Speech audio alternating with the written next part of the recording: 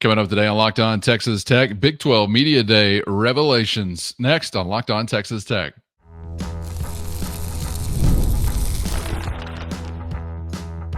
You are Locked On Texas Tech, your daily podcast on the Texas Tech Red Raiders. Part of the Locked On Podcast Network, your team every day. Great to be with you again on Locked On Texas Tech on the Locked On Podcast Network, your team every day, always free and available on YouTube or anywhere you get podcasts. And today's episode brought to you by FanDuel. Make every moment more, and all summer long, FanDuel is hooking up all customers with a boost or a bonus daily. That's right. There's something for everyone every day, all summer long. So visit FanDuel.com to get started. With the only Chris Level, I'm Casey Cowan. Chris, great to be back with you as we wrap up the week and we look back to Big 12 Media Days for a couple of comments, and then we'll get to some hoops news that was coming across the bow yesterday. Chris just returned stateside after almost being held prisoner in a foreign nation. So it's been a long week for Chris, so I appreciate some time, man, and welcome back to the USA, my friend. I'm so glad to be home. I love this country. I may never leave it again. It is fun to see what's out there. That's the price you pay. Filling up that passport on occasion. There's some memories there for sure. But boy, it's traveling can be a bit tricky. But I was fortunate enough to get to go with my family abroad, and it was fun in France and Spain and parts unknown. So that's right, parts unknown. Yeah. I just happened to be there a bit longer than I'd planned on, which that's not the fun part. But right. Man, it is good to be seeing your lovely, pearly whites and looking at that smile of yours, and it's good to be back. And football is getting closer. But yeah, we had the big Vegas event, right? That's big right. Media Days. Yeah, Joey had a fancy sport coat on. He was flashing the double T's inside. We've done Adidas. We've done all kinds of things since you and I last were looking at each other live. That's right. Absence makes the heart grow fonder. So when you told me your travel plans had been altered to last a little longer, I wasn't mad at that. And I was kind of thinking that you may love the USA even a little bit more now than you did when you left the country, just by virtue. Ain't no doubt. Being starved of it. And of course, welcome back to the great state. Let's get into a couple of things that stood out to me as far as revelations, and that may be a little bit extreme in one case, but I don't think it necessarily is in the other. I'll explain. Going back to some comments from Joey McGuire, and I wanted to start with Micah Hudson, Chris, and this is the one that may not be the greatest revelation. I don't know. Maybe this was anticipated, but it was just great to hear the head coach say that. When asked about Micah Hudson, he was calling him a generational player, which was also great to hear. No pressure, Micah, but called the generational player by your head coach. But the thing that I really loved hearing, and I know Tech fans did as well, when asked about when we will see him make an impact or get an opportunity, week one was the answer. Now, given what the week one contest is for any of your frontline guys, I think we're all kind of wondering, all right, well, how much will we see of them? You hope there's not a whole lot of interest there as far as the second half or the third and fourth quarters. So this is really kind of a lingering injury, I guess, based conversation, and lingering may not even be the right way to describe it. I don't even know if injury is the right way to describe it, because there was descriptions of, well, he's getting this cleaned up. I remember weeks ago or months ago. So maybe it's not a surprise to those who are on the inside, but maybe a little bit of a relief to those of us on the outside when you hear him say week one for Micah Hudson. So how did that sit with you? Was it anything that you needed confirmation of, or has it kind of been inside the building, maybe something that's been known throughout the entire summer? Here's my thought on Micah Hudson in general, in that, if you remember like that All-Star game that he played in and didn't end up playing much in it, and kind of had tweaked something in the week of practice leading up to it, and then he gets here and it's like, hey, I think we're gonna do a little cleanup surgery here. It's minor, it's not that big a deal, but they've kind of eased him back, and obviously he missed the spring and all those things. So when you hear all this commentary from anybody at Tech, they haven't really seen him at full speed at all since he's gotten here, and he's been here since January, I guess it is.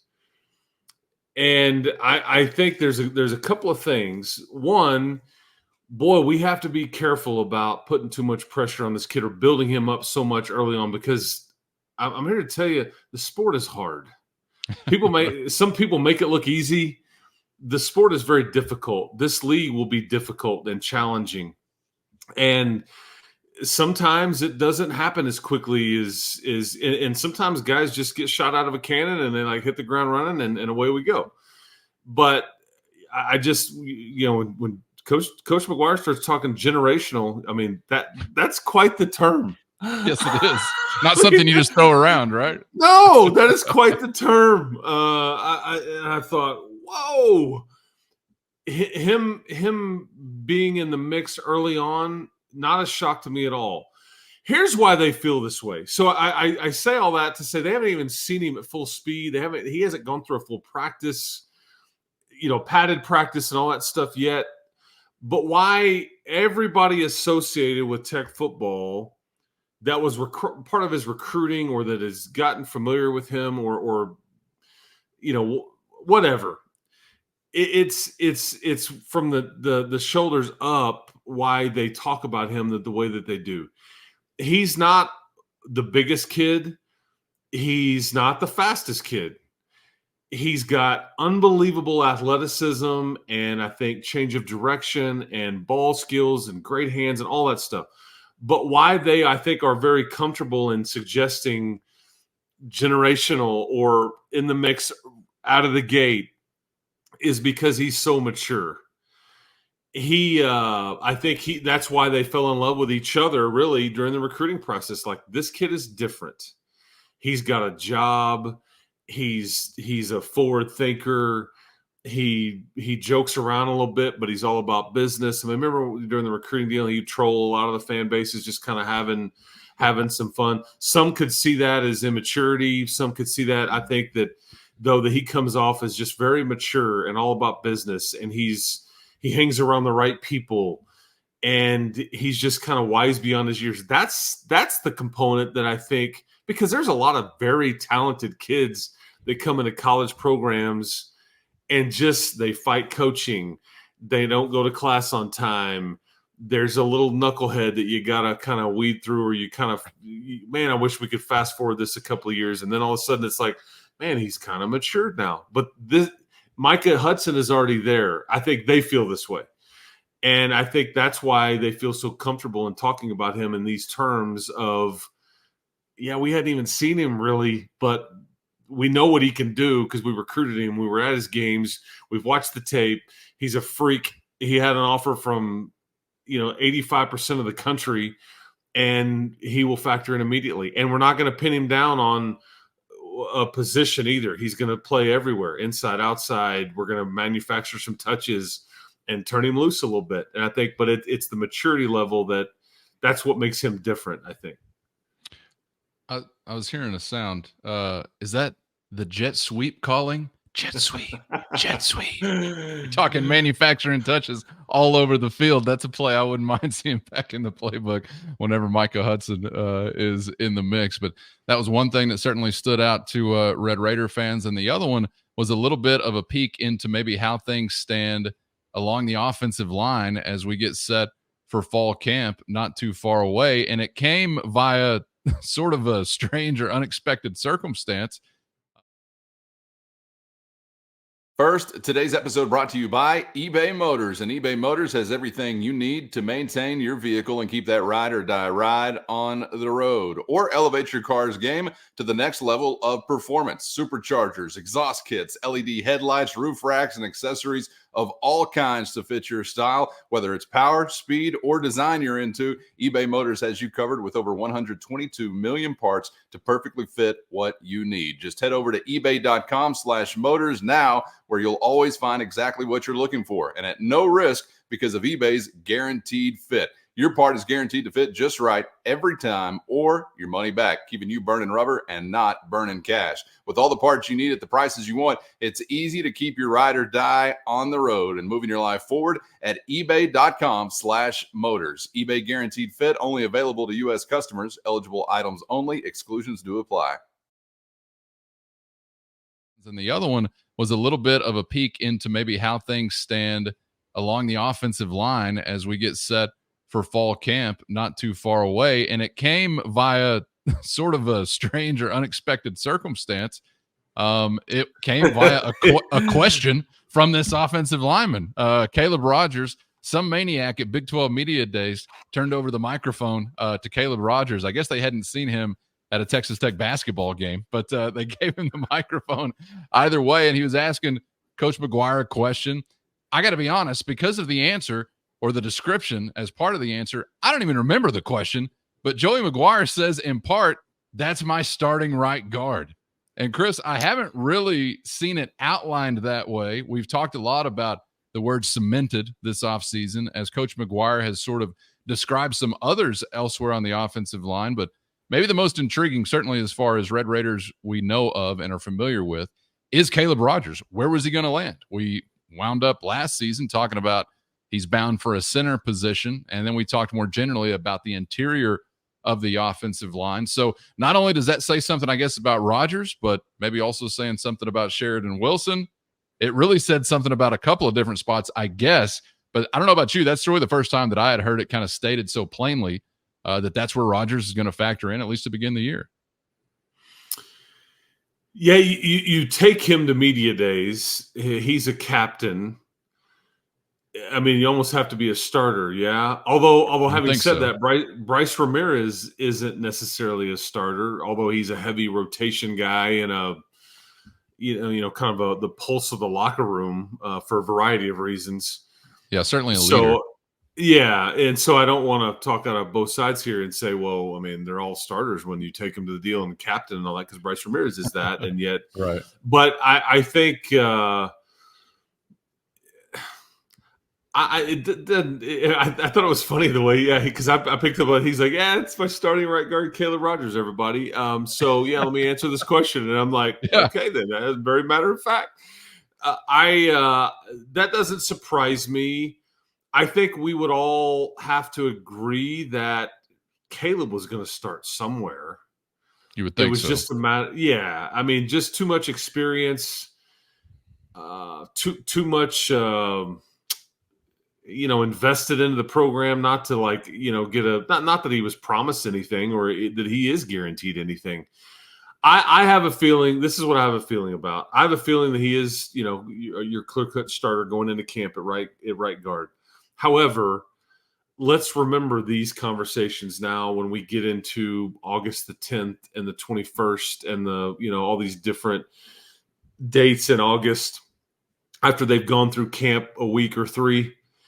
And I bet you'll hear Joey and Clay McGuire kind of talk about, and it'll be a little bit more, I don't know, muddy, maybe the way that they describe it, and not so just emphatic, clear cut, which is not a bad thing. I think that may be good. And I just have a feeling like somebody like Davion Carter, his name could still emerge. And is Sheridan Wilson clear cut starting center? So there's still some work to do. However, I do think that's the plan right now, is for Caleb Rogers to be the starter at right guard. And I just think that you would think he was going to start at one of those three interior spots. He's a captain. You take him to media days, and he's asking a question, and so it just all kind of fits. But I think we reserve the right to revisit the general conversation as it relates to the offensive line, in mid-August, when somebody misses a week or two because they roll their ankle and things happen. That's just football. And so I would say that we'll kind of see what happens then, I guess, when things get, because how it goes in August. I mean, guys, hey man, yeah, we haven't seen him in a week. He's got a tight hamstring, whatever, stuff happens. And I think you've got able replacements ready to pounce if somebody does miss some time, or they're not playing well in early August when camp starts. Yeah, with a lot of positions, but specifically the offensive line, we've got to reserve the right to revisit conversations, because you've been in such a situation where, whether it's because of injury or whatever it might have been, I want to say in some recent years, but it seems like it's gone on for a lot longer than just recent years. you've really been calling on quite a few guys. I mean, 6, 7, 8, just kind of the tip of the iceberg. But I am curious about the other part of that in Sheridan Wilson as a center. I'm sure there are other options, but I don't even know if it's not Caleb Rogers as the other option. I mean, that seems like it's pretty close to cemented that Sheridan Wilson is that guy, because I'm not even really familiar with who the other option would be if it's not one of those two. So if you're really penciling in Rogers at a guard spot, and I know, again, we hadn't even kicked off camp yet and anything can happen, but man, that says a hell of a lot about Sheridan Wilson's offseason, his spring camp, and the progression that we have seen just since they hung it up there in Shreveport. Yeah, and I think Davion Carter would be that other. I mean, those are the three guys that kind of rotated at center, I think, in the bulk of the snaps in the spring. So, anyway, it's just I always love media days because there's things that are said, and at the time of year, there's just not enough other stuff going on to where we really focus on certain things, right. and then you pause for what's going to feel like a long time here between. It was not really that long, but they're not going to start camp for another 3 weeks, and then things will change, or maybe they stay the same. But for these 3 or 4 weeks, we'll focus a lot on what little we heard from the head coach and some of these players and things like that. Like, I mean, how often, how much have you already heard about Barron's 100%? I mean, that was a main storyline coming out of Vegas. And I don't think any of us were surprised, but at the first sign of, because I think he was maybe 100%, or they felt like it going into spring or close to it. And then 2 weeks into spring, he wasn't 100%. And we had to call a timeout. Yeah. So, again, it's what else did I miss from media days though? I know Mike Gundy made some news, probably unintentionally. I think Colorado was quite the spectacle, and Joey and Dion kind of exchanged pleasantries, which was good. I think they've known each other for a long time. Any other kind of main conference? Yeah, they were fawning. They were fawning over one another, it seemed like, in their turns at the podium. Every time I've talked to Joey about Dion behind the scenes or on his coach's show or whatever it would have been, that's how he talks about him. Like that's exactly what I've always gotten from him. I think he's always liked him, respected him. I think there's a lot of similarities between those two guys, and energy and all that stuff. I think there's a lot of mutual respect there between those two. So which kind of makes it fun. I think that kind of makes it fun, and that game is gonna be pretty fun. I think when that game is played in Lubbock, later on in the season. Yeah, I don't think many of Coach McGuire's fan base is going to share those opinions that he expressed about Deion Sanders, but he's got a different relationship with Deion Sanders than the fan base does, which is probably no relationship. He coached one of his kids and said that Deion was the best, or one of the best football dads that he had ever had, as far as coaching a kid and having to interact with their dad. Brett Yormark, I think, definitely was representing himself and his conference in the way that we kind of discussed before Big 12 Media Days got started, in that there is some stability to the league. I think there is some confidence in the future of the league. While we all understand what the gap is between the SEC and the Big 10, I think we all understand stability-wise what the gap is between the Big 12 and the ACC. So I definitely got that vibe from Brett Yormark. And yeah, there were some other comments made. I don't know, like maybe 2 or 3 or 4 other comments made, but nothing really standing out all that much, Chris. God bless Mike Gundy, and God bless anybody on the roadway in Stillwater, Oklahoma, when Mike Gundy's on the scene. Gundy is. This is why, because he's. There's no filter. He doesn't give a damn, and yet he doesn't, and he he tried to kind of come back and correct it a little bit and kind of clear it up, but this is just all he does is win 8 or 9, 10 games every year, and he's good for 1 or 2 pissing people off every year. I mean, got it in early this year. Yeah, nationally. Yeah, not nationally, just. Yeah, he keeps OSU in the news sometimes for the wrong reasons, but I think it's wildly entertaining because you're right. He doesn't give a damn. And yeah, I mean, I'm like, there's supposed to be people around like a coach that prepare these folks for the questions they're going to get and how to best to answer it and how to really keep yourself out of trouble. I think Mike Gundy doesn't have this person or just ignores this person. I'm a man, I'm 40, and like, who hasn't done this? I mean, I've done this like 800 to 1,200 times.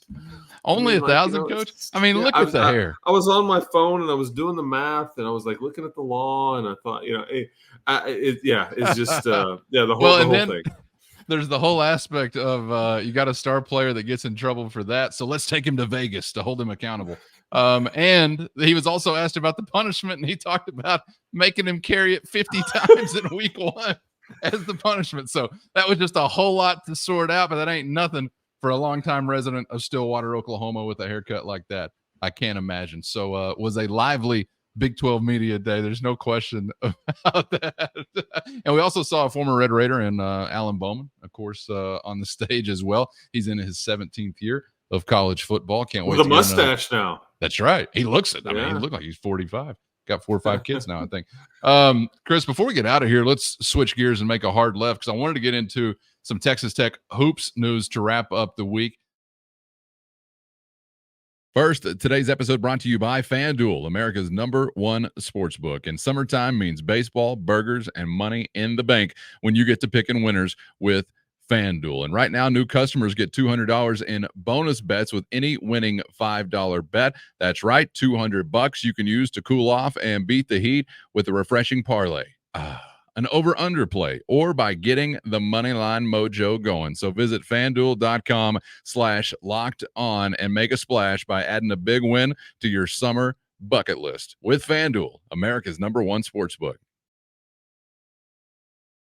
Some Texas Tech hoops news to wrap up the week. Saw this come across yesterday, was being reported on nationally. Saw it first from John Rothstein, but this involves Texas Tech and the Aggies squaring off for a home-and-home basketball series, which was previously in place. And then you've got an NIL basketball tournament in Vegas that's being floated. The Aggies were being mentioned as a participant of that, and it lines up with when the date was supposed to be here in Lubbock for the first of the home-and-home series. So now the reporting does indicate that Tech and A&M are still going to meet on the hardwood, but they're going to do it at a neutral site in Fort Worth from Dickies Arena. This will happen, I believe, or intended to happen on December 8th. And the other part of that reporting I thought was kind of interesting, which I don't know if you're going to hold your breath over this because it was just reporting at this point in time, but was that the home-and-home series would still be out there, but the start of it was going to be postponed. So what did you make of that news and the thought of the home-and-home possibly still happening? And I'm kind of wondering what you think also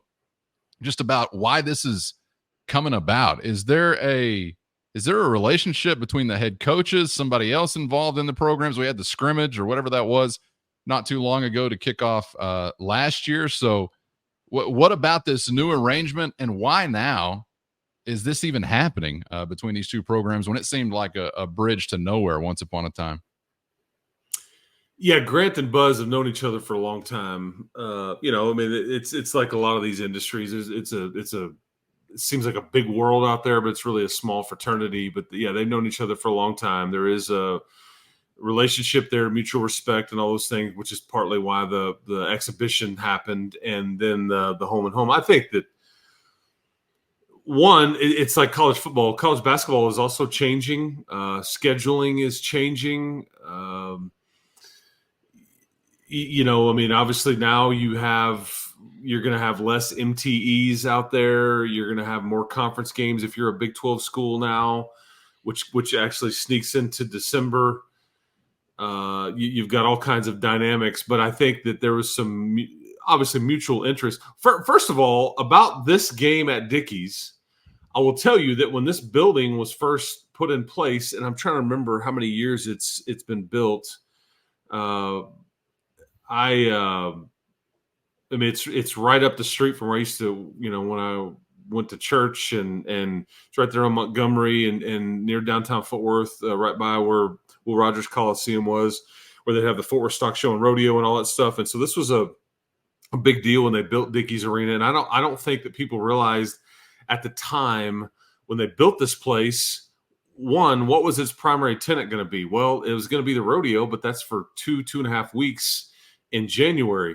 What else was it going to have? Well, it's gotten a ton of big time concerts.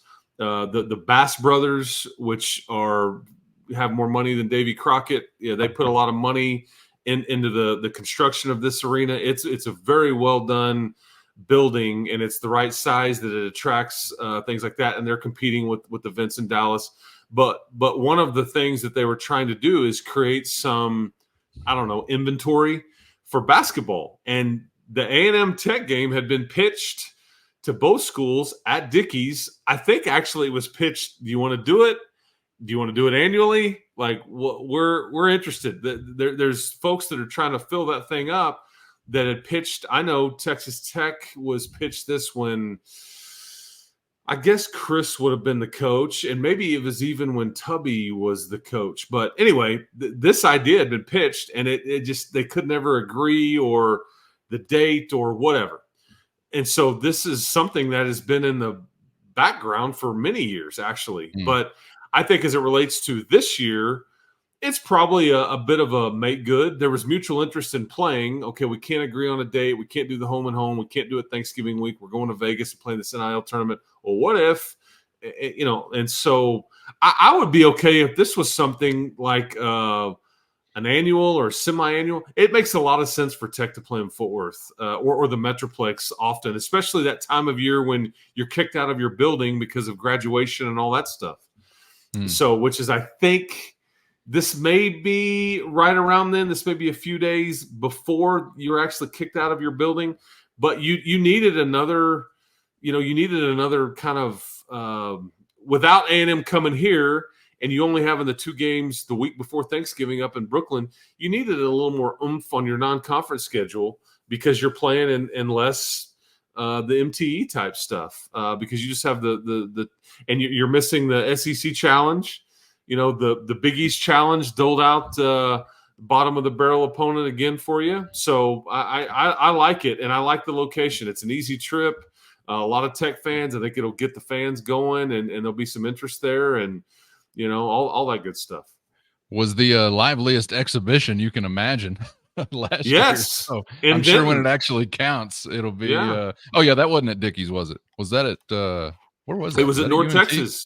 Okay. Yeah, it was, and Grant obviously had just left there. There was just a lot of, interest, and they remember they donated a lot of money for charity and all those things for that deal. And we talked about that game a lot, and it was a kind of a sign that this team might be pretty good because A&M was supposed to be pretty good, and then actually the two teams kind of were opposite.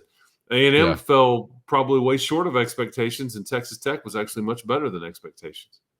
Man, looking forward to that, and would love for it to be a regular thing. Of course, would love for the home and home aspect to be possible, as well as you're always wanting some interesting games on your home court. So maybe that'll be coming down the pipe at some point in the future also. All right, Chris, appreciate the time, my man. Get some rest this weekend so we can kick it off in full Fandango style next week. Welcome back to the US of A, and thanks for the time as always today. Enjoyed it.